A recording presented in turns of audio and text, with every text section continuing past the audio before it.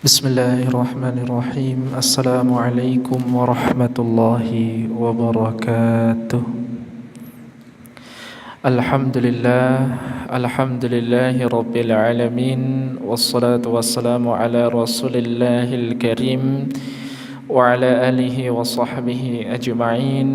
Rabbi shrah li sadri wa yassir li amri wahlul 'uqdatam min lisani yafqahu qawli, amma ba'd. Alhamdulillah, puji syukur kehadirat Allah Subhanahu wa ta'ala, berkat rahmat, karunia dan hidayah yang Allah berikan kepada kita, sehingga pada kesempatan yang berbahagia ini, di tempat yang insya Allah Allah muliakan ini, banyak sekali kenikmatan dan pembelajaran yang sampai detik ini masih selalu menghampiri kita. Alhamdulillah, pada kesempatan kali ini, di sore hari yang mulia ini, Allah masih turunkan hujan yang rintik-rintik. Allah masih turunkan hujan berupa air, yang mana air itu merupakan sumber kehidupan bagi makhluk hidup, yang dimana banyak sekali ayat dalam Al-Quran itu mengatakan bahwasannya air. Apa-apa air. Makhluk hidup diciptakan karena adanya air. Dan seluruh aktivitas kehidupan, bahkan sampai bumi saja, 2/3 dari isi bumi adalah air. Kenapa? Saking manfaatnya air bagi sumber kehidupan manusia. Terkadang seseorang melakukan puasa karena Allah Subhanahu wa ta'ala itu menahan makan, menahan minum. Menahan makan 3 hari mungkin tidak membuat seseorang meninggal dunia, akan tetapi menahan tidak minum selama 3 hari akan menimbulkan mudarat yang besar bagi seorang hamba yang dia tidak pernah tidak minum. Makanya patut kita syukuri ketika Allah Subhanahu wa ta'ala masih menurunkan hujan, Allah masih menurunkan air, Allah masih menurunkan rahmatnya dalam rangka untuk benar-benar sebagai sumber untuk manusia dalam beramal salih. Allah turunkan air untuk menyirami tanaman. Allah menyiram air untuk memberikan kehidupan bagi seseorang. Allah mengirimkan air untuk sumber kemaslahatan bagi umat. Makanya jemaah yang dirahmati oleh Allah Subhanahu wa ta'ala, ternyata dari sekian banyaknya air yang Allah turunkan ke muka bumi, tak lain tak bukan hanya untuk memberikan kehidupan dan kemuliaan bagi seseorang yang dia mau untuk bersyukur kepada Allah Subhanahu wa ta'ala. Karena kalau seseorang itu sudah bersyukur, maka apapun yang dilakukannya itu akan tenang, akan nyaman, akan tentram. Jadi sudah tidak gelisah, tidak lagi melakukan sesuatu hal yang sekiranya di luar dari syariat. Makanya diperlukan rasa syukur dalam melaksanakan segala aktivitas. Otomatis, apalagi sekarang kita alhamdulillah sedang menunaikan ibadah puasa di bulan suci Ramadan, yang dimana alhamdulillah serentak semuanya melakukan puasa di hari ini tanpa ada udzur syar'i. Sehingga ini menjadi tonggak sebagai rasa syukur kita kepada Allah, karena Allah masih memberikan Ramadan kepada kita. Allah masih memberikan bulan yang penuh dengan kenikmatan itu di tengah-tengah kita, agar kita mampu untuk menunaikan berbagai aktivitas yang bernilaikan ibadah di sisi Allah Subhanahu wa ta'ala. Yang tadinya tidak membaca Quran, karena adanya bulan Ramadan makanya membaca Quran. Yang tadinya gak pernah sedekah, kemudian ketika tahu bulan suci Ramadan itu hadir di tengah-tengah mereka, mereka menjadi gemar untuk bersedekah. yang tadinya tidak pernah menunaikan sholat duha, tidak pernah menunaikan sholat tahajudnya, tetapi ketika Ramadan itu hadir di tengah-tengah mereka, menjadikan mereka semakin bersemangat untuk menunaikan segala aktivitas yang bernilaikan ibadah di sisi Allah Subhanahu wa taala. Kedua kalinya salawat bertangkaikan salam semoga senantiasa selalu tercurah kepada manusia paling mulia sepanjang masa, baginda Nabi besar Muhammad sallallahu alaihi wasallam, yang tentu sama-sama kita nantikan syafaatnya di yaumul kiamah kelak. Baik jamaah, kita mulai ta'lim pada kesempatan kali ini dari surah ke-16, surah An-Nahl ayat ke-97. Al-Quran surah An-Nahl surah ke-16 ayat ke-97. A'udzu billahi minasy syaithanir rajim. Bismillahirrahmanirrahim. Man 'amila salihan min dzakarin aw untha wa huwa mu'min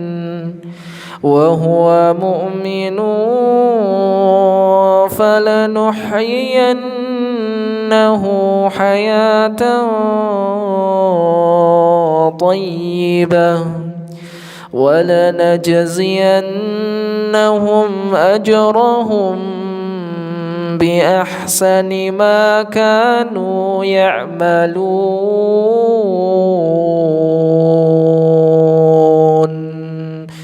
Al-Quran surah ke-16 surah An-Nahl ayat 97. Man 'amila salihan min dzakarin aw untha wa huwa mu'min falanuhyiyannahu hayatan thayyibah wa lanajziyannahum ajrahum bi ahsani ma kanu ya'malun. Barang siapa dia mengerjakan suatu kebajikan, baik dia laki-laki maupun perempuan, dalam keadaan dia beriman kepada Allah, maka pasti akan kami berikan kepadanya kehidupan yang baik dan akan kami beri balasan dengan pahala yang lebih baik dari apa yang telah mereka kerjakan. Jadi jamaah dirahmati oleh Allah Subhanahu wa taala, ayat ini memberikan kesan kepada kita bahwasanya man, siapapun, amila salihan min dzakarin aw untha wa huwa mu'min, apakah dia laki-laki, apakah dia perempuan, Allah enggak peduli mau laki-laki mau perempuan. Di sini banyak sekali hikmah dalam ayat ini. Ini menandakan bahwasanya Allah Subhanahu wa taala itu tidak membedakan antara mana yang laki-laki dan mana yang perempuan. Lagipun dia laki-laki atau perempuan, Allah enggak peduli selagi dia memiliki keimanan kepada Allah Subhanahu wa taala, walaupun keimanan itu hanyalah sebesar biji zarrah atau biji sawi, Allah tetap menganggap dia sebagai orang yang beriman. Jadi entah dia laki-laki ataupun perempuan, selagi dia memiliki keimanan kepada Allah Subhanahu wa taala, walaupun dia beriman sama Allah tapi kadang sholatnya masih bolong-bolong, walaupun dia beriman sama Allah tapi terkadang puasanya pun masih bolong-bolong, dia beriman sama Allah Subhanahu wa taala, jarang membaca Al-Qur'an, tetapi perlu diingat, walaupun keimanan itu sangatlah kecil, sebesar biji zarrah, Allah memanggil dalam ayat ini, man 'amila salihan min dzakarin aw untha wa huwa mu'min falanuhyiyannahu hayatan thayyibah. Dalam keadaan beriman, maka pasti akan kami berikan kepadanya kehidupan yang baik apabila dia melakukan suatu kebaikan. Jadi pada hakikatnya Allah Subhanahu wa taala akan memberikan kebaikan dalam hidup kita ketika kita mampu untuk melakukan kebaikan itu karena Allah Subhanahu wa taala. Boleh jadi selama ini kita berada di titik yang sangat mulia di sisi Allah, itu karena memang Allah itu pengen memberikan kita yang terbaik, karena Allah melihat proses kita dari dulu sampai sekarang. Allah melihat, oh iya ya, hambaku ini dulu dia buat melewati hal-hal yang sekiranya aku larang, tapi dia tuh sulitnya luar biasa, tapi dia mau untuk melakukan itu semua sehingga dia berada di titik sampai detik ini. Maka dari itu apa kata Allah? Allah rubah kehidupannya. Ketika seorang hamba banyak sekali melakukan suatu kemaksiatan, banyak sekali dosa yang dilakukan, entah besar maupun kecil, entah disengaja maupun tidak disengaja, tapi dia memiliki niat yang baik untuk merubah dirinya menjadi lebih baik daripada dirinya yang sebelumnya, maka Allah Subhanahu wa taala akan berikan perubahan yang signifikan dalam hidupnya. Mungkin bukan karena hartanya yang dirubah, bukan karena keadaan baiknya, tadinya sakit menjadi sehat, mungkin bukan dari sisi itu, tapi boleh jadi dari sisi keimanannya kepada Allah Subhanahu wa taala. Boleh jadi dia dulu nggak konsisten dalam berhijab misalnya, tapi karena dia semakin kesini semakin paham, makanya may yuridillahu bihi khairan yufaqihu fiddin. Barang siapa yang Allah kehendaki kebaikan pada dirinya, maka Allah akan berikan suatu kebaikan pada dirinya. Allah akan tambahkan pengetahuan baginya. Allah akan tambahkan pemahaman agama baginya. Dulu mungkin biasa-biasa aja, nggak apa-apalah puasa, nanti duhur buka, nanti dilanjut lagi. Mungkin dulu ketika kita nggak tahu, kita belajar nggak masalah. Tetapi sampai di titik ini, sampai detik ini, ketika kita pengen membatalkan puasa di siang hari aja, rasanya ada hati nurani kita yang menolak. Jangan, itu salah. Kamu nggak boleh melakukan itu. Jangan melakukan itu. Betapa luar biasanya Allah Subhanahu wa taala ketika ingin merubah keadaan sesuatu atau pengen merubah keadaan seseorang, itu ternyata bukan dilihat dari merubah hartanya, bukan dilihat dari merubah fisiknya, tapi yang pertama kali Allah ubah dalam hidup seseorang adalah akhlaknya. Dulu dia seringkali membentak-bentak orang tua, tapi ketika sampai di titik ini, karena dia mau untuk berproses untuk berubah, meniatkan diri karena Allah Subhanahu wa taala, sehingga menjadikan dirinya untuk menjadi lebih baik daripada yang sebelumnya. Karena apa? Dia pengen untuk merubah. Innallaha la yughayyiru ma biqaumin hatta yughayyiru ma bi anfusihim. Innallah, sesungguhnya Allah itu tidak akan mengubah keadaan suatu kaum kecuali mereka sendiri yang akan merubah keadaan mereka. Jadi ini di mana dalil Allah itu pengen merubah titik kita menjadi di titik yang paling ternyaman. Kalau Allah itu ngelihat seorang hamba itu memiliki proses. Gak mungkin seseorang itu bisa berubah seketika tanpa dilandasi adanya suatu proses.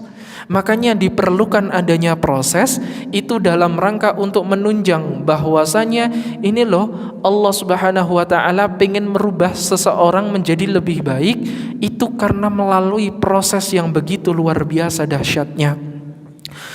Ingat tadi, Allah merubah bukan dari bagaimana seseorang itu memiliki harta. Tadinya punya harta yang berkecukupan sampai harta yang maksimal, bukan itu. Boleh jadi dengan harta yang dimiliki itu adalah harta di mana harta itu adalah harta haram. Boleh jadi harta yang dimiliki adalah harta dari bentuk kezaliman terhadap masyarakat.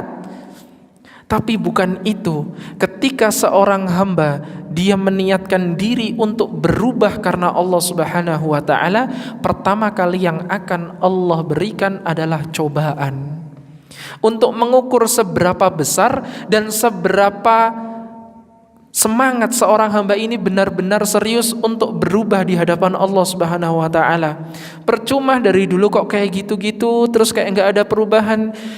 Makanya Ramadan ini, jamaah yang dirahmati oleh Allah, Ramadan menjadikan diri kita sebagai pribadi yang lebih baik lagi.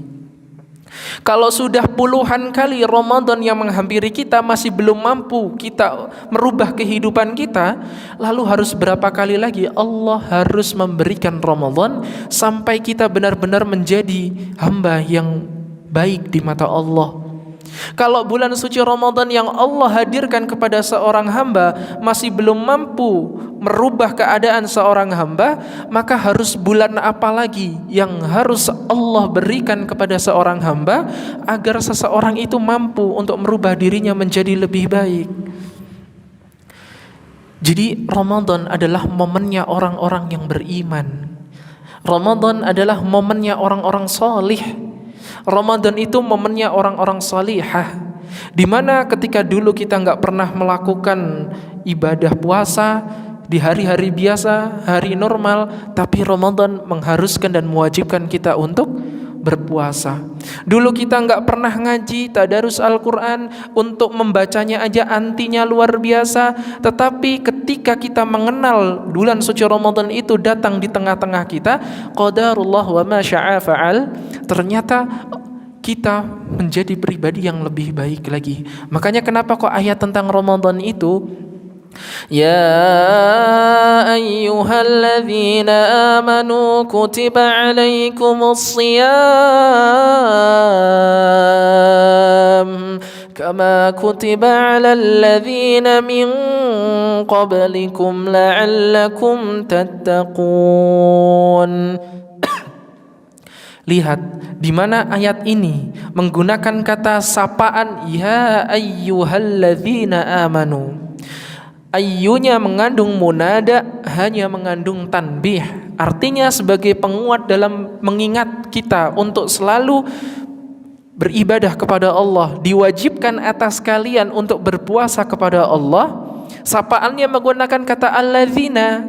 Alladzina merujuk kepada setiap orang, setiap insan, entah dia memiliki jabatan atau enggak punya jabatan, punya kekuasaan atau tidak punya kekuasaan, mau dia laki-laki atau perempuan, mau dia besar atau kecil, punya harta yang bergelimang atau hanya berkecukupan, Allah enggak peduli.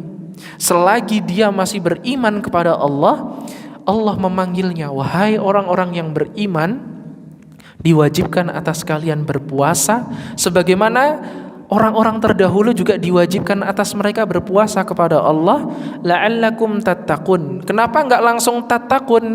Karena Allah tahu tidak semua orang yang berjumpa dengan Ramadan itu mampu meningkatkan takwanya di hadapan Allah. Kesana kemari menyebarkan perpecahan, kesana kemari menimbulkan pertikaian, kesana kemari menghasut untuk jangan beramal soleh, jangan baca Quran. Padahal udah pingin baca Quran tapi dihasut, karena hasutannya itu nggak jadi baca Al-Quran. Itu luar biasa jemaah dirahmati oleh Allah. Makanya kok kenapa la'allakum tattaqun, agar kalian bertakwa. Berarti di sini suatu ayat yang dimana Allah mengajak kita agar apa? Allah tuh punya harapan yang besar untuk kita. Kuntum khaira ummatin ukhrijat linnas. Kita adalah umat terbaik yang pernah Allah ciptakan, sebaik-baik umat yang pernah Allah ciptakan. Sebagai apa? Untuk merealisasikan amar ma'ruf nahi mungkar. Kita kembali lagi di ayat yang tadi. Man 'amila salihan min dzakarin aw untha wa huwa mu'minun falanuhyiyannahu hayatan thayyibah. Siapapun, kata Allah, mau dia besar, kecil, laki-laki, perempuan Allah memandang sama. Selagi dia punya iman sama Allah Subhanahu wa taala, ketika dia pengen merubah dirinya menjadi lebih baik dan dia melakukan berbagai kebaikan-kebaikan, maka Allah akan rubah kehidupannya menjadi lebih baik. Ayat ini luar biasa jemaah, surah An-Nahl ayat 97. وَلَنَجْزِيَنَّهُمْ أَجْرَهُمْ بِأَحْسَنِ مَا كَانُوا يَعْمَلُونَ.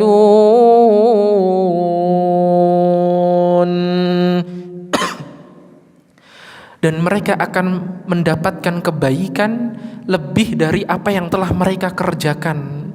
Ini adalah suatu dalil di mana ketika kita melakukan satu kebaikan, jangan dikira Allah pasti akan membalas lebih dari satu kebaikan untuk diri kita. Boleh jadi selama ini kita nggak pernah baca Quran, tapi tiba-tiba kita baca Al-Quran, kok kemudian Allah merubah kehidupan kita. Boleh jadi jamaah dirahmati oleh Allah sampai detik ini mengalami berbagai perubahan yang signifikan dalam hidupnya. Mungkin itu bentuk karena tidak pernah meninggalkan Al-Quran. Salat, setiap salat yang dibaca Al-Kautsar terus, Inna a'tainakal kautsar. Sungguh kami telah memberikan nikmat yang banyak untukmu wahai Muhammad. Kita seringkali membaca ayat itu. Makanya kenapa kok setiap kita diberikan rezeki yang berkecukupan, gak seperti orang yang di luar sana kita tetap merasa cukup. Kita selalu mensyukuri apa yang telah Allah berikan kepada kita. Ya Allah, alhamdulillah bisa untuk buka puasa. Ya Allah, alhamdulillah ini bisa untuk bayar SPP. Ya Allah, alhamdulillah ini bisa untuk menyambung hidup. Ya Allah, alhamdulillah masih bisa makan. Ya Allah, alhamdulillah masih bisa beli baju. Ya Allah, alhamdulillah walaupun belum bisa beli rumah, belum bisa beli mobil, belum bisa beli motor, tapi Allah berikan kenikmatan yang sesuai apa yang kita butuhkan. Disitulah ketika kita sering kali membaca ayat itu, kita menjadi hamba yang bersyukur atas berbagai nikmat yang Allah berikan sama kita. Kemudian kita sering kali juga baca, fasalli li rabbika wanhar. Kita sering kali merasa bahwasanya kok ya Allah, Engkau telah memberikan aku nikmat yang banyak. Kemudian Allah memerintahkan fasalli li rabbika wanhar, dan salatlah dan berkurbanlah. Di situ menjadi ayat pondasi dalam diri kita bahwasanya ternyata dengan ayat itu meresap ke dalam jiwa kita, sehingga ketika kita ingin meninggalkan sholat rasanya hati ini menolak. Jangan tinggalkan sholat. Ketika kita pengen membatalkan puasa, tiba-tiba tapi karena kita sering kali membaca ayat tentang puasa, sehingga ayat itu masuk dalam jiwa kita, sehingga itu bisa menjadi suatu sensor dalam hati kita yang akan selalu memberikan kebaikan dalam hidup kita. Makanya kok jangan pernah kita tinggalkan Al-Quran jamaah, walau cuma 1 hari aja. Gak apa-apa 1 hari 1 ayat, 1 hari 1 ayat, 1 hari 5 ayat, 1 hari 10 ayat, gak apa-apa. Apabila itu dilakukan secara konsisten, itu dilakukan secara istiqomah, justru boleh jadi disitulah Allah mulai merubah kehidupan kita. Makanya jemaah, kita kalau pengen berada di titik ternyaman menurut Allah, kita berada di titik ternyaman, kuncinya cuma 1. Alladzina amanu wa tatma'innu qulubuhum bidzikrillah. Ala bidzikrillahi tatma'innul qulub. Sesungguhnya dengan mengingat Allah hati itu akan tenang. Sekesel-keselnya kita sama orang,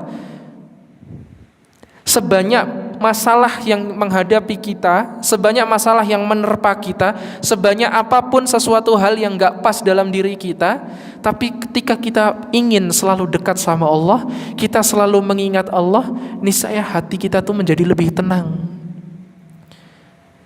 Karena kenyamanan, ketenangan itu bukan dibangun karena harta. Ketenangan, kenyamanan itu bukan dibangun karena popularitas. Ketenangan, kenyamanan itu bukan tentang validasi dari manusia, tapi ketenangan dan kenyamanan itu hadir dalam diri seseorang karena bentuk tawakalnya kepada Allah Subhanahu wa taala. Setelah dia melakukan berbagai usaha yang dilakukan untuk melaksanakan berbagai aktivitas kehidupan, tinggal dia berserah diri kepada Allah. Setiap orang itu prosesnya berbeda. Setiap orang itu bertarung dengan dirinya masing-masing untuk mendapatkan titik ternyaman menurut dirinya. Makanya kenapa kok cobaan setiap orang itu berbeda? Kenapa kok lika-likunya berbeda? Mungkin saya diberikan banyak banget masalah dalam hidup saya, dalam perihal perekonomian misalnya. Ada orang lain juga dalam bidang yang lainnya, misalnya dalam bidang keilmuan, dalam bidang hubungan sosial, dalam bidang berbagai hal yang tidak bisa disebutkan satu persatu. Setiap kita memiliki masalahnya masing-masing, dan setiap kita memiliki prosesnya masing-masing untuk merubah kehidupan kita menjadi lebih baik.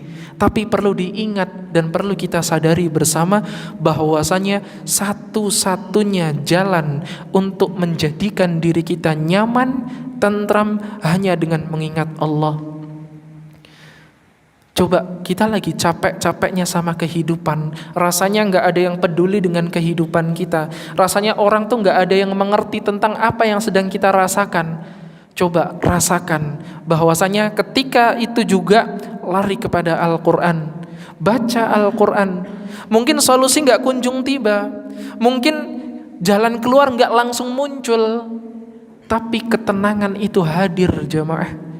Dengan ketenangan itulah nanti hati kita, pikiran kita itu akan menemukan suatu jalan yang dimana jalan itulah untuk mencari kebaikan-kebaikan yang akan menyelesaikan berbagai permasalahan dalam hidup kita. Makanya kata Nabi SAW, apa kata Nabi? Nabi itu menasihatkan 3 hal. Yang pertama, min awwalil khair an tatsrukas syarr.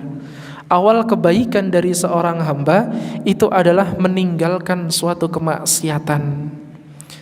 Kata Nabi SAW, yang pertama kali dilakukan ketika kita pengen berubah menjadi lebih baik, ketika kita pengen mendapatkan kebaikan-kebaikan dalam hidup kita, coba kita niatkan diri dengan cara apa?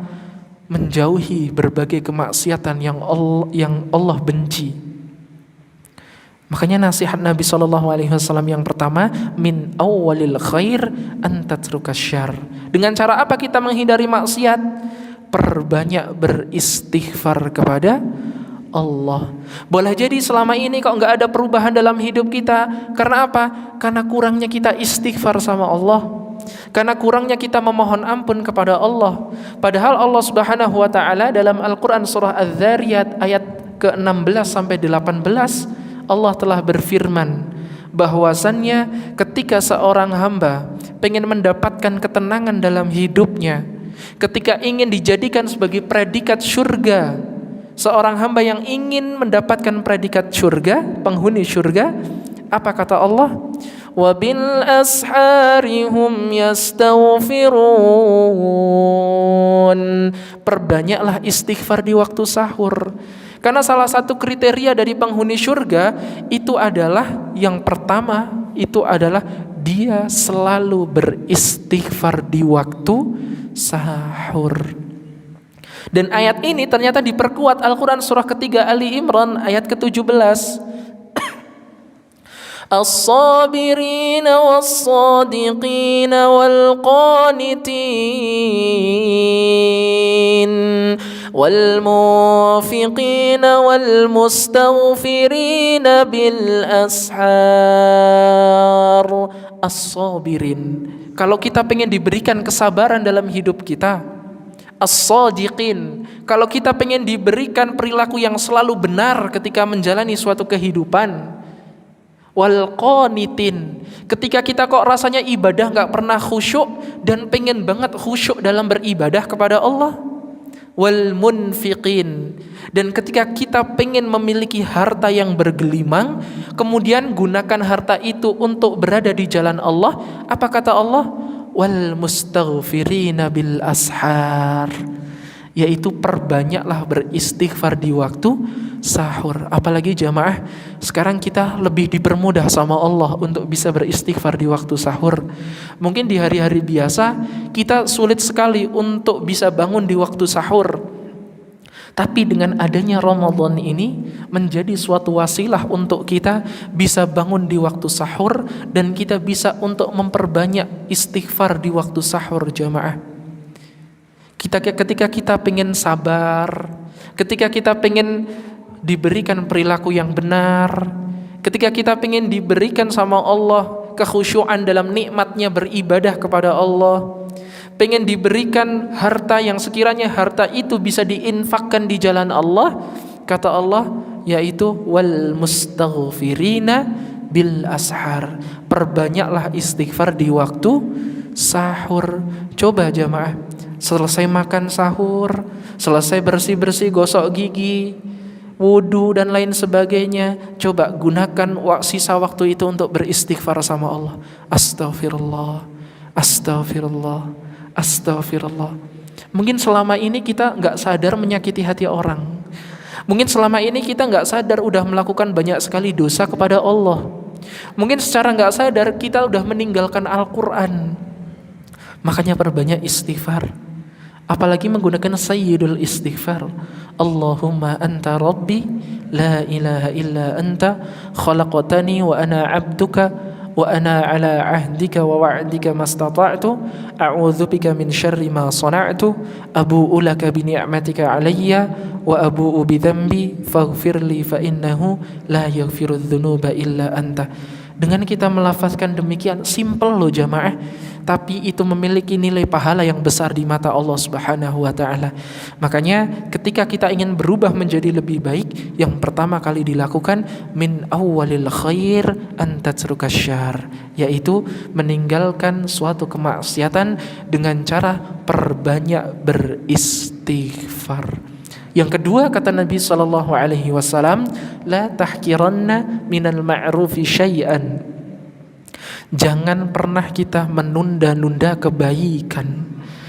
Karena kalau kita menunda kebaikan sedikit aja, boleh jadi padahal kebaikan yang akan kita lakukan itu justru akan memberikan feedback yang baik untuk diri kita, justru itu akan merubah kehidupan kita. Tapi karena kita menunda suatu kebaikan itu, justru Allah pending perubahan dalam hidup kita. Makanya kalau kita pengen berubah di waktu itu juga, gunakan kesempatan yang Allah berikan itu untuk benar-benar kita introspeksi diri, perbanyak amal soleh kepada Allah. Punya niatan untuk bertaubat, detik itu juga langsung bertaubat kepada Allah. Punya niatan untuk membaca Quran, detik itu niatkan langsung baca Quran karena Allah. Jangan sampai nantilah masih ada habis maghrib, nantilah masih ada habis isya, besoklah masih ada waktu.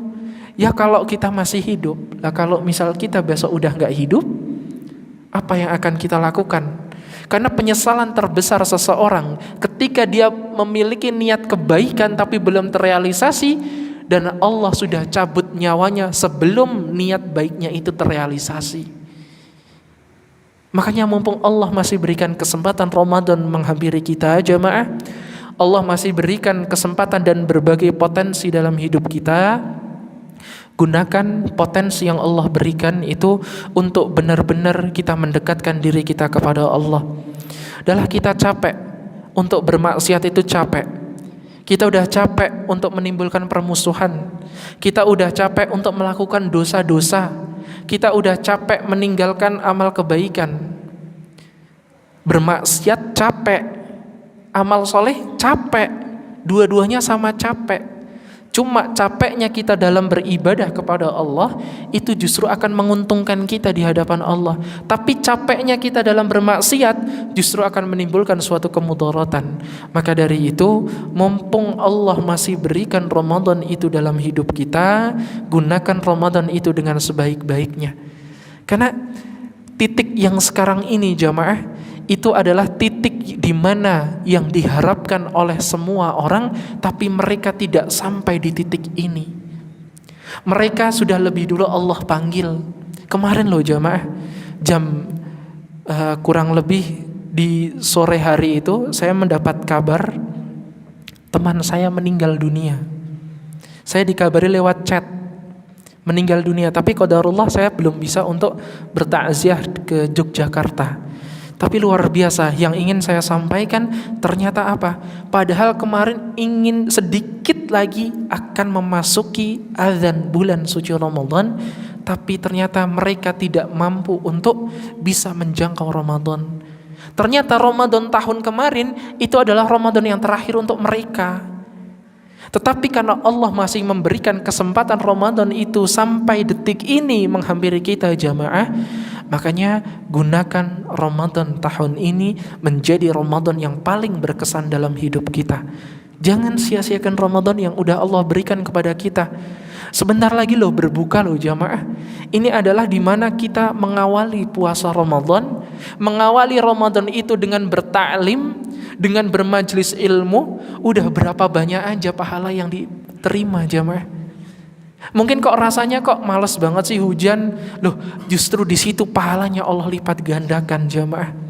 Udah lagi puasa, males, dinginnya luar biasa, jauh perjalanannya untuk menuju ke majelis ta'lim, dingin, hujan, apalagi rintangannya, banyak sekali rintangannya. Harusnya masih mencari nafkah, masih bekerja, tapi karena ada ngaji dikorbankan, itu pahalanya gede sekali jemaah.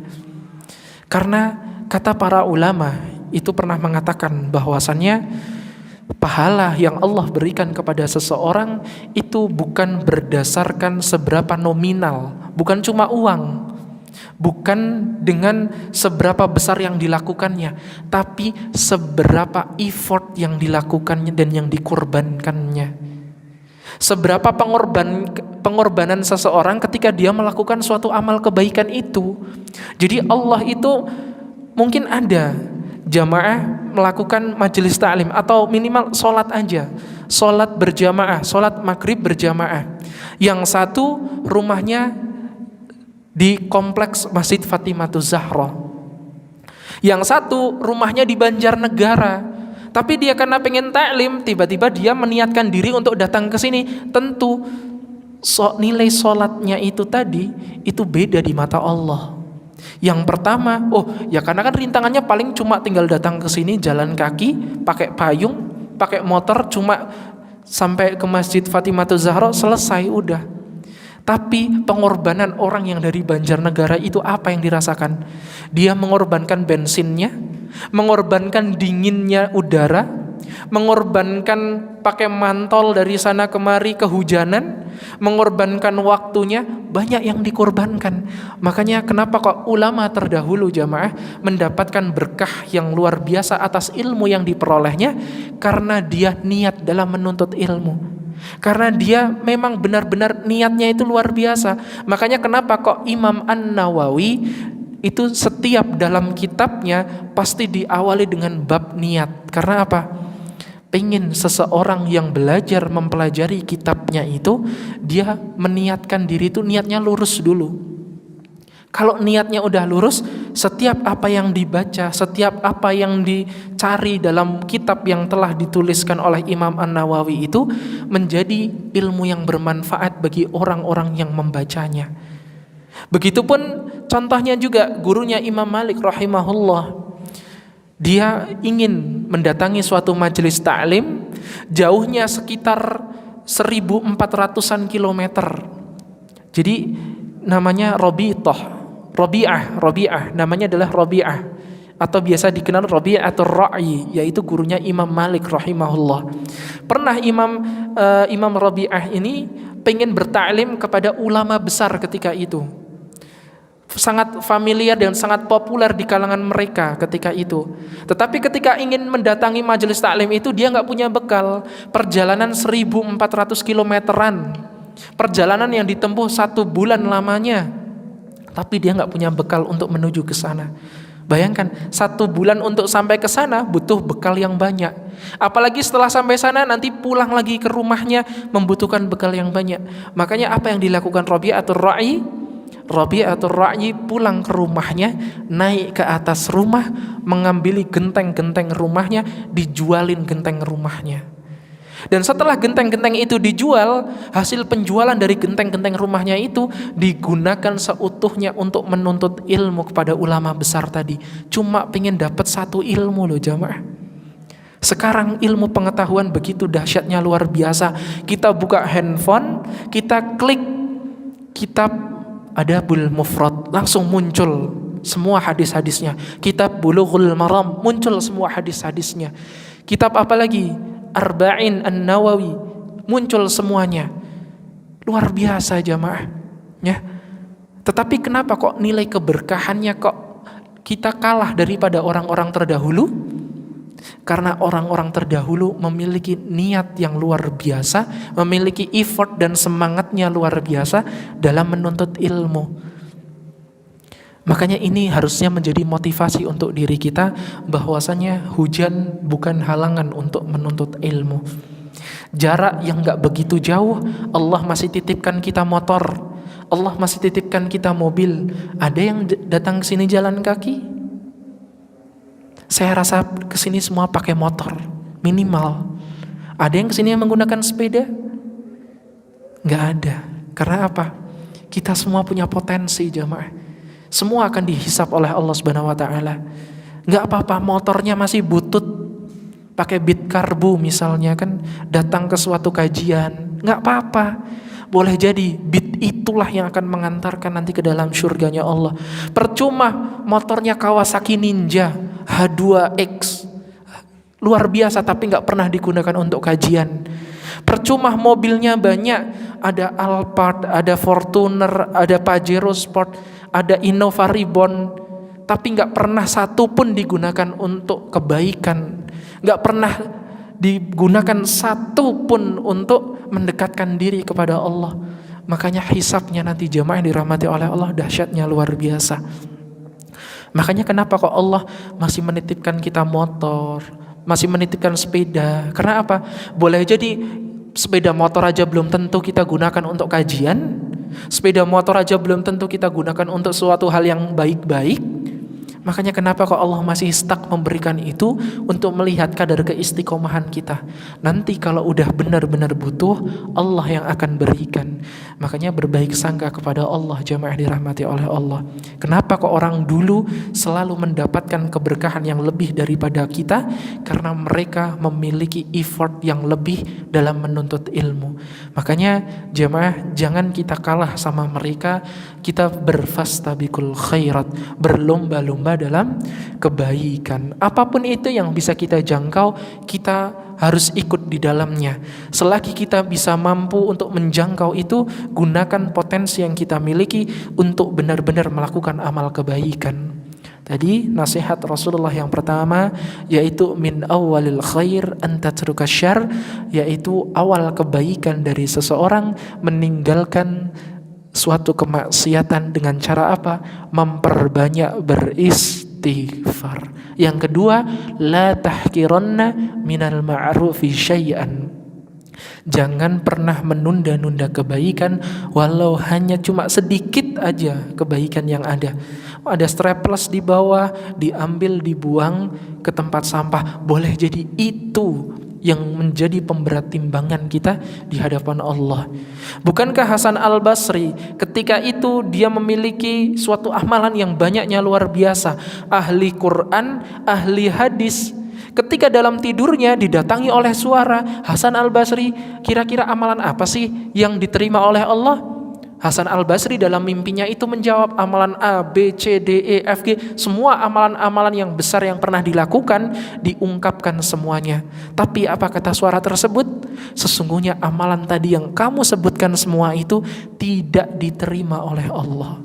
Tapi amalan yang Allah terima ketika engkau sedang menuliskan suatu kitab dan engkau menghentikan aktivitas menulismu karena ada seekor lalat yang hinggap di penamu. Sehingga engkau memberikan rezeki kepada lalat dan membiarkannya untuk sampai menyelesaikan dia mengambil rezekinya di situ. Setelah lalat itu pergi, lanjut aktivitas menulisnya. Di situ menurut dia amalannya kecil, tapi menurut Allah amalan itu adalah amalan yang sangat besarnya, luar biasa. Begitupun kita jamaah, jangan kita menganggap remeh amalan yang sekiranya menurut kita itu adalah amalan yang sangat kecil. Jangan jamaah. Boleh jadi amalan yang menurut kita kecil itulah yang dapat mengantarkan kita ke surga, dan boleh jadi amalan yang menurut kita adalah amalan yang besar, tapi itu tidak ada apa-apanya di hadapan Allah Subhanahu wa taala. Makanya jangan meremehkan amalan sekecil apapun jamaah. Karena boleh jadi yang kecil yang mengantarkan kita ke surga, dan boleh jadi yang besar justru akan mengantarkan kita ke dalam neraka. Wal'iyadzubillah. Dan nasihat Rasulullah yang ketiga yaitu selalu berbaik sangka kepada Allah. Mungkin secara teoritis berbaik sangka itu gampang banget jamaah. Udahlah baik sangka aja sama Allah, positive thinking aja sama Allah. Mungkin menurut kita itu gampang, tapi coba kalau kita sedang ditimpa suatu masalah, ditimpa suatu musibah, kita melakukan berbaik sangka aja sama Allah, susah. Tapi kalau kita bisa melakukan itu, betapa besarnya pahala yang akan Allah berikan kepada seorang hamba. Bukankah Allah berfirman, kutiba alaikumul qital wa huwa kurhul lakum wa asa tuhibbu syai'an wa huwa syarrul lakum. Dan mungkin boleh jadi menurut kalian itu baik, tapi menurut Allah itu buruk. Tapi menurut Allah itu buruk, tapi menurut kita itu malah baik, atau sebaliknya jemaah. Jadi tugas kita, Allah itu sudah memberikan porsi kita tuh masing-masing. Allah itu adil. Adil itu gak selalu sama. Contohnya apa? Saya diberikan ujian berupa perekonomian, belum tentu orang lain diberikan ujian berupa perekonomian. Tapi boleh jadi diberikan sesuai dengan kadar kemampuannya. Makanya adil menurut Allah itu bukan sama takarannya. Adil menurut Allah itu dimana ketika kita mampu menghadapi itu semuanya, walaupun berbeda-beda setiap masalah yang diderita oleh seorang hamba, disitulah Allah memberikan suatu keadilannya. Ada orang yang diberikan permasalahan, misal ketika dia sedang menanam kok gagal panen, dikasih masalah demikian. Ada juga orang yang di Timur Tengah sana, dia diberikan cobaan bukan karena panen, tapi karena apa? Dia lagi ibadah tapi dibombardir tiba-tiba. Dia lagi ibadah sholat Jumat malah diberondong peluru. Dia harus mengorbankan harta bendanya, mengorbankan nyawanya, mengorbankan orang-orang yang disayanginya, mengorbankan kenikmatan dalam beribadah kepada Allah.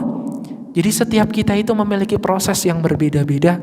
Makanya jamaah dirahmati oleh Allah, jangan kita mengira bahwasannya kita pengen berubah menjadi baik, kita pengen berada di titik ternyaman, tapi jalannya itu harus sama. Enggak. Kalau kita pengen berada di titik ternyaman, setiap kita memiliki jalannya masing-masing. Kita pengen pergi ke Jakarta, ada yang lewat Pantura, ada yang lewat Bandung, ada juga lewat jalur yang paling selatan muter, ada juga yang lewat tengah, lewat Majalengka, lewat Majenang, lewat Purwakarta. Jadi setiap kita itu memiliki tujuan yang sama, tetapi jalannya berbeda-beda. Setiap kita memiliki tujuan yang sama, tapi lika-likunya berbeda. Yang lewat Pantura, qadarullah di atas lagi banjir. Yang lewat jalur tengah, qadarullah ada kecelakaan, makanya macet total. Yang lewat jalur selatan, taunya ternyata lagi ada longsor. Jadi permasalahan mereka itu berbeda-beda. Jalannya berbeda-beda, masalahnya pun berbeda-beda, tapi tujuannya sama, pengen sampai ke ibu kota Jakarta.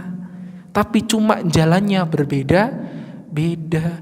Makanya dibutuhkan bekal yang cukup untuk apa? Menghadapi perbedaan adanya suatu masalah yang ada dalam perjalanan menuju satu tujuan itu. Nah, tujuan kita itu apa sih jemaah? Tujuan kita itu apa? Kita puasa itu untuk apa? Kita sholat untuk apa? Kita sedekah untuk apa? Kita zakat untuk apa? Coba, kalau kita udah memiliki pengertian yang matang bahwasanya tujuannya untuk Allah, ya udah, coba sampaikan itu, dan agar nanti ketika sampai kepada Allah Subhanahu wa taala harus dibutuhkan niat yang benar dulu jamaah. Ramadan kita lakukan, puasa kita lakukan, kalau niatnya benar karena Allah, niscaya puasa itu akan merubah kehidupan kita. Dulunya kita kok kurang baik, kurang sabar, tapi kita puasa. Dengan puasa itulah melatih diri kita menjadi lebih sabar. Dulu kita kok merasa bahwasanya dikit-dikit rasanya tuh overthinking, khawatir, gampang cemas sama suatu masalah. Tapi karena adanya puasa menjadikan diri kita semakin dibentengi oleh nilai-nilai keimanan kepada Allah. Tadinya kita pengen suudzon sama orang, tadinya kita pengen nuduh orang, tapi karena kita puasa itu menjadi benteng diri kita untuk membentengi itu semua agar kita tidak suudzon sama orang, agar kita tidak berburuk sangka sama orang, agar kita tidak memfitnah atau menuduh seseorang tanpa adanya bukti yang nyata. Jadi ternyata seluruh ibadah, seluruh rangkaian ibadah yang kita lakukan dalam hidup kita jemaah, itu cuma satu tujuan, yaitu untuk benar-benar meningkatkan takwa kita di hadapan Allah. Itu untuk sifat untuk akhirat kita, sifat duniawi kita, untuk merubah kehidupan kita menjadi lebih baik lagi. Baca Quran, semakin tenang hatinya. Dengan hati kita yang tenang itulah yang akan memberikan solusi dari setiap masalah yang menimpa kita. Sedekah, tadinya kok harta, loh jamaah dirahmati oleh Allah, kalau kita nggak berzakat, maka harta yang seharusnya kita keluarkan untuk zakat itu, kalau kita tidak mau zakat padahal kita mampu untuk berzakat dan sudah memenuhi kriteria zakat tapi tidak mau dikeluarkan, ingat bahwasanya harta itu akan keluar dengan sendirinya. Contoh, gak pengen zakat padahal mampu, punya peternakan banyak, punya mobil di mana-mana, punya emas banyak banget, tapi dia gak mau berzakat. Makanya Allah timpakan kepadanya musibah. Mungkin usahanya bangkrut, mungkin ada anggota keluarganya yang sakit gak sembuh-sembuh, sehingga harta itu harus keluar terus. Ingat, boleh jadi itu karena kita tidak zakat jamaah. Ingat, kalau zakat udah waktunya dikeluarkan, udah masanya untuk dikeluarkan, tapi gak dikeluarkan, hati-hati. Boleh jadi nanti harta itu akan keluar dengan sendirinya, dengan caranya sendiri. Makanya jamaah dirahmati oleh Allah, setiap kita menginginkan perubahan dalam hidup kita. Setiap kita kepingin kehidupan kita itu merasa tentram, kehidupan kita nyaman, kehidupan yang kita lakukan itu bisa menimbulkan kemaslahatan untuk orang banyak, menimbulkan kebermanfaatan untuk orang banyak. Sehingga itu semua tidak akan pernah bisa dicapai apabila tidak dikuatkan dengan pondasi keimanan kepada Allah. Coba kalau pondasinya iman sama Allah, al-mu'min lil mu'min kal bunyani yashuddu ba'duhum ba'dha. Seorang mukmin yang satu dengan mukmin yang lainnya itu layaknya seperti bangunan yang saling mengokohkan. Saudara yang satu lagi sakit, saudara yang lainnya memberikan motivasi, memberikan banyak hal yang dapat menjadikan dia itu semakin sembuh, diberikan semangat untuk bisa sembuh. Saudaranya lagi terpuruk karena harta, kita punya harta yang berlebih, diberikan bantuan berupa harta. Dan masih banyak lagi jamaah. Banyak hal yang bisa kita lakukan. Kalau kita pengen berada di titik ternyaman menurut kita dan menurut Allah, coba ikuti 3 nasihat Rasulullah SAW tadi. Yang pertama yaitu awal kebaikan dari seseorang meninggalkan suatu kemaksiatan dengan cara apa? Memperbanyak beristighfar kepada Allah. Yang kedua yaitu la tahqiranna minal ma'rufi syai'an. Kalau ada suatu kebaikan yang kok sekiranya kok itu di depan mata kita, coba kita langsung realisasikan kebaikan itu tanpa harus nunggu nanti-nantian.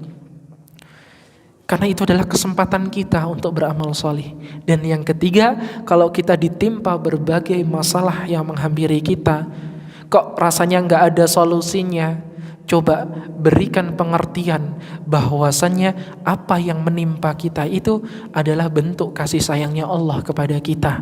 Itu adalah bahasa kasih sayangnya Allah sama kita, sehingga Allah tuh pengen kita tuh berubah menjadi baik. Boleh jadi selayaknya kita diikat pakai tali tambang loh jamaah.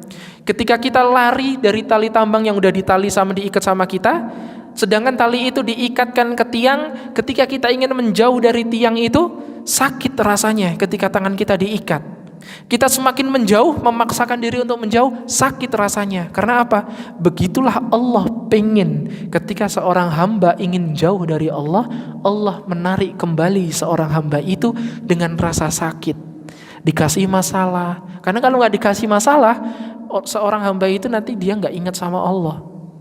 Dia selalu nggak pernah ingat bahwasanya harta selama ini yang ada pada dirinya itu adalah pemberian dari Allah. Padahal apa? Wabtaghi fima ataqallahu darul akhirah wa la tansa nasibaka minad dunya.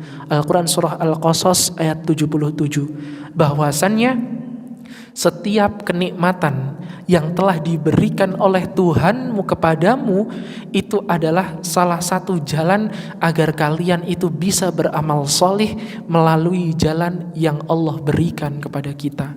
Contoh jamaah, kita diberikan fisik yang kuat oleh Allah sehingga kita bisa berpuasa. Ada orang di luar sana, dia nggak bisa untuk berpuasa karena apa? Sakit. Ada mungkin ada mungkin sakit yang mengharuskan dia nggak boleh puasa, sehingga dia harus minum obatnya rutin, nggak boleh bolong-bolong. Sehingga dengan demikian dia punya harta yang bergelimang. Gunakan hartanya itu untuk membuka puasakan orang. Karena apa? Hakikatnya harta yang Allah berikan kepada kita itu adalah titipan yang Allah berikan kepada kita untuk kita beramal soleh. Karena apa? Mumpung Allah masih ngasih potensi itu kepada kita, gunakan potensi itu dengan sebaik-baiknya. Karena kalau udah nggak Allah titipkan, kalau Allah cabut lagi itu kenikmatan itu, kita udah nggak bisa beramal soleh. Tadinya punya harta, harusnya bisa untuk disedekahkan, tapi kita malah berfoya-foya dengan harta itu. Sehingga ketika Allah cabut harta itu, kita udah gak punya peluang untuk bisa bersedekah dengan harta yang kita miliki. Begitupun kesehatan jamaah. Masih diberikan kesehatan, gunakan kesehatan yang Allah berikan itu untuk beribadah. Tadinya gak pernah sholat tarawih, gak pernah sholat tahajud, ketika Ramadan tiba, gunakan kesempatan yang Allah berikan itu agar kita bisa untuk beribadah kepada Allah. Quran di rumah banyak banget, gak pernah dibaca. Mumpung bulan suci Ramadan, baca Qurannya jamaah. Gak apa-apa, satu hari satu ayat, satu hari satu ayat, satu hari satu ayat. Boleh jadi setiap hari kita satu ayat, membaca satu ayat. Nah, satu ayat itulah yang akan merubah kehidupan kita. Kan kita gak pernah tahu kan, kita sampai berada di titik ini itu karena ayat yang mana? Masa dari 6.236 ayat yang Allah turunkan, gak ada satu ayat pun yang merubah kehidupan kita? Pasti ada jamaah. Ihdinas siratal mustaqim.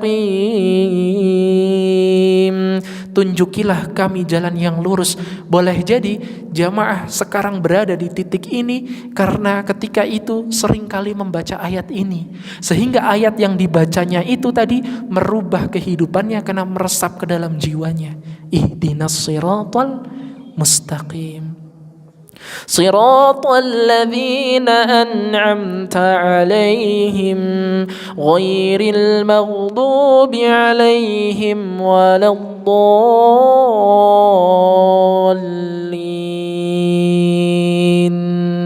Tunjukilah kami selalu jalan yang lurus. Hindarkan kami dari musuh-musuh kami yang selalu memusuhi kami. Boleh jadi selama ini hidupnya nyaman, hidupnya tentram, gak pernah ada musuh. Karena apa? Mungkin ayat ini meresap dalam jiwanya. Begitupun ayat-ayat yang lain jamaah. Wa ufawwidu amri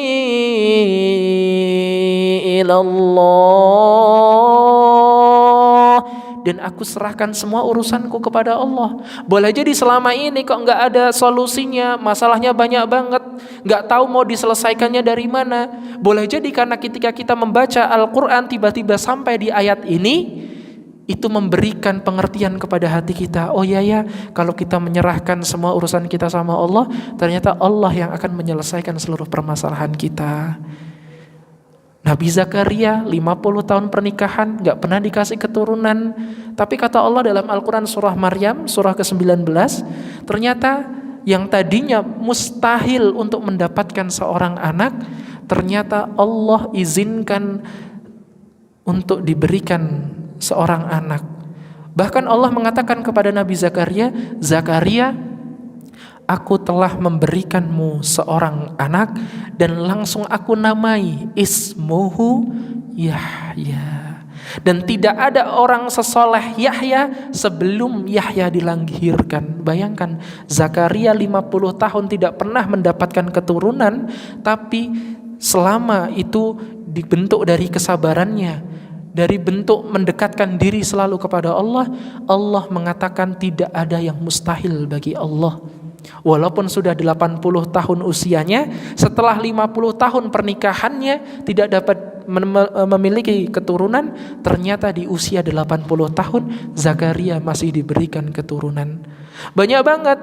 Nabi Ayyub alaihi salam diberikan penyakit yang gak akan pernah dialami oleh orang-orang setelahnya.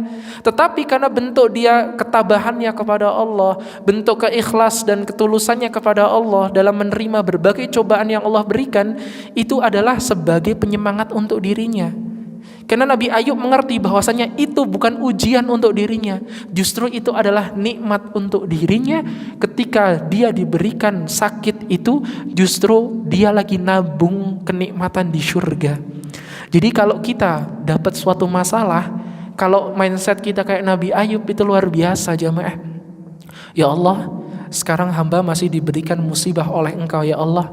Sesungguhnya hamba lagi nabung ya Allah, lagi nabung agar nanti kenikmatan di surga itu lebih baik lagi jamaah.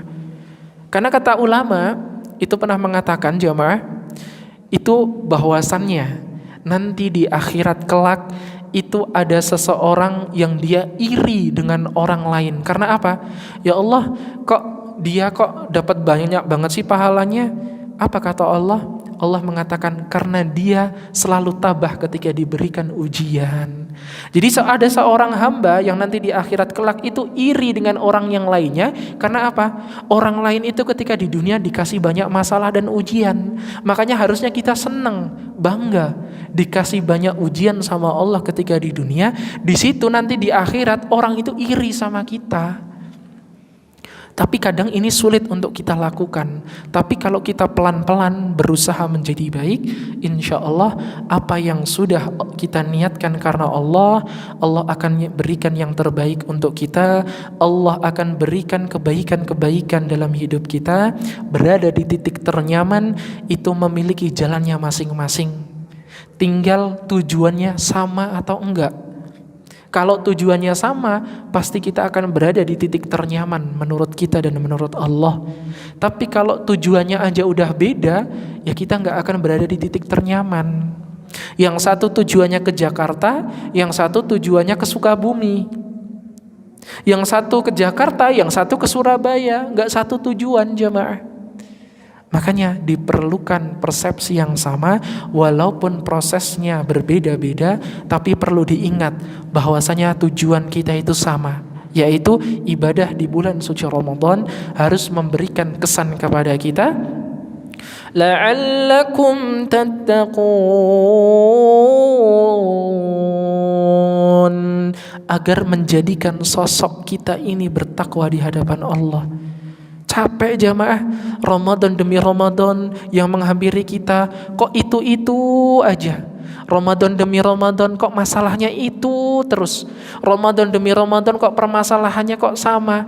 Kayak gak ada semangat-semangatnya baca Quran. Cobalah, seolah-olah Ramadan ini adalah Ramadan yang terakhir untuk hidup kita. Niscaya kita akan lebih maksimal dalam melakukan segala aktivitas kita untuk lebih mendekatkan diri kita kepada Allah. Coba bayangkan, sekarang sudah 1 Ramadan. Masih ada 29 hari lagi menuju hari yang agung. Artinya apa?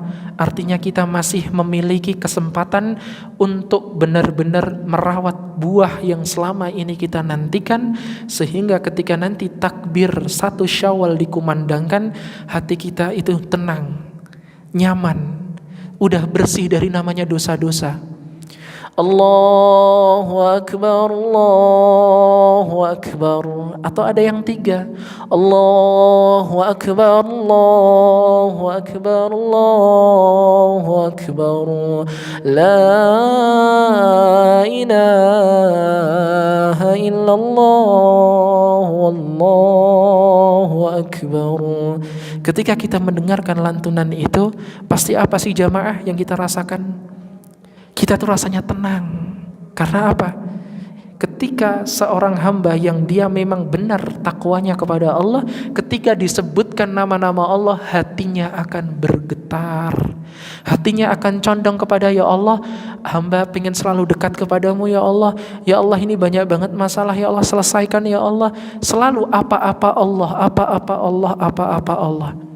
Jadi makanya penting banget untuk kita jamaah terakhir untuk melibatkan Allah di setiap kehidupan yang kita jalani. Entah dalam suka maupun duka, ketika kita ingin melibatkan Allah di setiap aktivitas kehidupan kita, niscaya pasti Allah akan berikan kenyamanan dalam hidup kita. Allah akan berikan ketentraman dalam hidup kita. Allah akan berikan kenyamanan. Gak apa-apa mungkin sekarang masih diberikan rasa sakit, nangis, gak apa-apa, nangislah. Karena apa? Allah ciptakan air mata itu bukan suatu kelemahan. Allah ciptakan air mata justru itu adalah kekuatan. Karena apa? Saking-sakingnya kita gak bisa bercerita kepada siapapun, kita bisanya cuma cerita sama Allah melalui apa? Melalui derasnya air mata yang mengalir jemaah.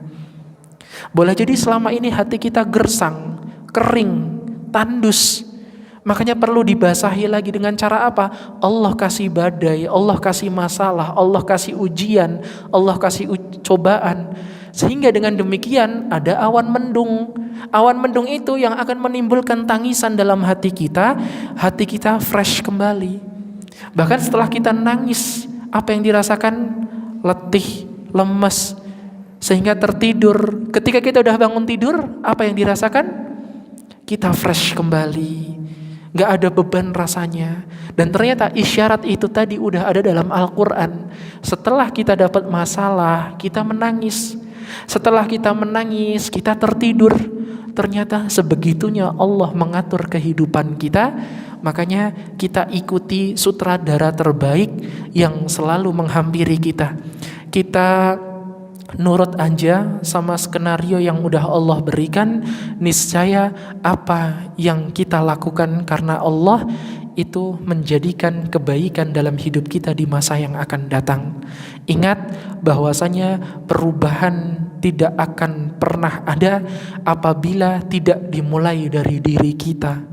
Sebagaimana dalil Al-Quran surah Ar-Ra'd ayat ke-11, Innallaha la yughayyiru ma biqaumin hatta yughayyiru ma bi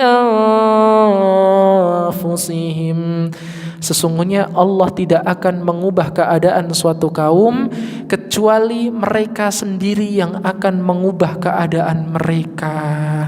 Jadi kalau kita pengen berubah menjadi lebih baik lagi, kita pengen nyaman, kita pengen hidup tenang, pengen hidup tentram, libatkan Allah dalam setiap aktivitas kehidupan kita. Karena apabila kita melibatkan Allah di setiap episode kehidupan kita yang kita jalani, maka Allah akan berikan hal-hal yang ajaib dalam hidup kita. Orang-orang terdahulu memiliki banyak banget keajaiban dalam hidupnya karena selalu menyandingkan Allah di setiap aktivitas kehidupannya. Nabi Ayub diberikan penyakit, gak pernah sembuh selama puluhan tahun lamanya. Akhirnya ketika berdoa sama Allah, Allah berikan kesembuhan dalam penyakitnya. Begitupun nabi-nabi setelahnya, begitupun nabi-nabi sebelumnya. Ketika mendapatkan masalah, ngadunya sama Allah, melibatkan Allah di setiap aktivitas kehidupan mereka, ternyata mereka mendapatkan kebaikan-kebaikan yang diberikan oleh Allah karena bentuk dari mereka selalu melibatkan Allah di setiap kehidupan mereka. Ingat bahwasanya proses setiap kita itu berbeda-beda, tidak bisa menyamakan proses setiap kita. Makanya kita semangat terus untuk selalu berproses menjadi lebih baik sampai nanti Allah memanggil kita sebagaimana Al-Quran surah 89 surah Al-Fajr ayat ke-27 sampai ayat 30-nya. Ya ayyatuhan nafsul mutmainnah irji'i ila rabbiki radiyatan mardiyah fadkhuli fi ibadi wadkhuli jannati. Puncak tujuan kita adalah surganya Allah. Ketika kita ingin meninggal dalam keadaan tenang, jiwa kita nyaman, jiwa kita tenang di hadapan Allah, yang harus kita lakukan ikuti semua yang merupakan itu adalah syariat dari Allah. Niscaya kita akan menjadi hamba yang terbaik dan menjadi lulusan terbaik di bulan suci Ramadan. Mungkin itu jamaah yang dapat kami sampaikan, kurang lebihnya mohon maaf yang sebesar-besarnya. Selamat menunaikan ibadah puasa 1446 Hijriah. Marhaban ya Ramadan. Semoga Allah Subhanahu wa taala mengistiqomahkan kita sampai kita menyelesaikan bulan suci Ramadan ini dengan maksimal. Allah juga selalu mengilhamkan kita agar kita bisa berjumpa dengan Ramadan tahun berikutnya. Bagi jamaah yang dirahmati oleh Allah yang ingin ikut andil dalam membuka puasakan orang, dalam membuka puasakan, boleh banget untuk bisa konfirmasi sebagaimana nomor yang tertera di poster, dan insya Allah itu akan bernilai pahala yang besar di hadapan Allah ketika kita bisa dan mau untuk membuka puasakan orang, walau hanya menggunakan air mineral. Insya Allah sudah dicatat sebagai amal kebaikan di hadapan Allah. Apalagi hanya menggunakan kurma, apalagi makan, apalagi dan lain sebagainya. Semoga sebagaimana Allah jumpakan kita di dunia, Allah jumpakan kita di akhirat kelak. Amin ya rabbal alamin. Yang paling terakhir jamaah, marilah kita tutup perjumpaan pada kesempatan kali ini dengan menundukkan kepala sejenak, berdoa, bermohon kepada Allah agar Allah berikan kebaikan-kebaikan dalam hidup kita. Apalagi doa menjelang berbuka puasa itu adalah doa yang paling mustajab.